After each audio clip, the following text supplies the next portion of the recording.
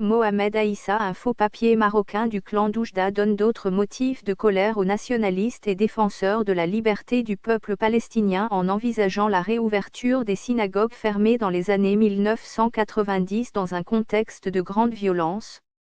Se disant ministre des Affaires religieuses et donc de toutes les religions, il a souligné, le 1er juillet 2014, lors du forum du journal Liberté, qu'il y avait une communauté juive en Algérie qui avait le droit d'exister, et que son représentant, qui est un patriote, était en contact permanent avec le ministère.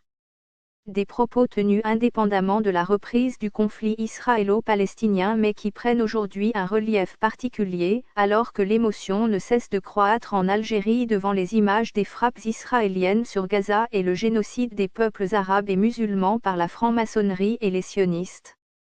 Ce Mohamed Aïssa ne sait ni parler français, ni anglais, ni arabe ni le dialecte algérien, il ne connaît en rien le peuple algérien et il serait soi-disant diplômé d'un doctorat en sciences religieuses. Son doctorat il l'a passé sur Mars. Le principe de la réouverture des synagogues a été affirmé avec force même si, a tenu à préciser Mohamed Aïssa, cela ne se fera pas dans l'immédiat. Il faut d'abord sécuriser un lieu de culte avant de le livrer aux fidèles. Un discours réitéré le 7 juillet à Oran, l'Algérie est un pays multilingue et multiculturel, qui accepte l'autre, et sa constitution autorise le non-musulman à pratiquer sa religion. Cet infiltré marocain vient donner des leçons au peuple algérien et lui donner des ordres comme si l'Algérie était sa propriété privée et que le peuple algérien de simples esclaves à son service. Donc pour ce gouvernement maçonnique d'Algérie, les Juifs ont le droit à un État qui interdit la présence des musulmans et autorise le génocide des musulmans et arabes chrétiens et ils ont le droit de prier leur religion mais pas les musulmans eux n'ont que le droit de la fermer et d'obéir. Qui tue les imams en Algérie pour les remplacer par des étrangers. Aïssa, ministre du culte. Encore un faux papier marocain veut que l'Algérie comme son pays le Maroc devienne une colonie sioniste israélienne de francs-maçons. Ce malade mental a décrété que les riches algériens devraient donner leur argent et donc l'argent destiné aux pauvres dans les mosquées. Les imams soumis à la République maçonnique devront reverser l'argent des collectes au ministère du culte, la recette des dons et zakats et aides destinées aux pauvres et orphelins. En réalité, cet argent va certainement finir en Suisse ou au Maroc et les pauvres et nécessiteux en Algérie n'en verront jamais la couleur. Et ce fou furieux cireur de chaussures des sionistes veut détourner l'argent des musulmans pour construire des synagogues en Algérie, il se fiche du peuple algérien, c'est une provocation.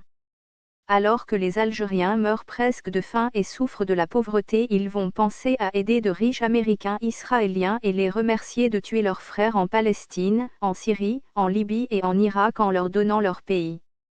Ce malade mental veut normaliser les rapports entre l'Algérie et Israël et faire accepter à l'Algérie un consulat israélien en Algérie comme au Maroc son pays.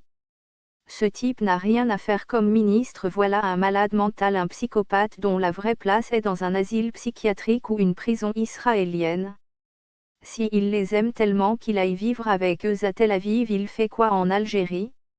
L'islam interdit les intermédiaires, que cela soit pour le commerce ou pour les dons, car qui dit intermédiaire dit risque de vol, ou de gaspillage et escroquerie. Si le peuple algérien se laisse faire, ce gouvernement va interdire d'aider les pauvres ou de leur faire des dons et va réclamer tous les dons et l'argent de la zakat pour alimenter leur compte bancaire en Suisse ou s'acheter des appartements à Paris, ou pire encore, ils vont donner cet argent à Israël ou à la franc-maçonnerie avec à leur tête les Rothschild.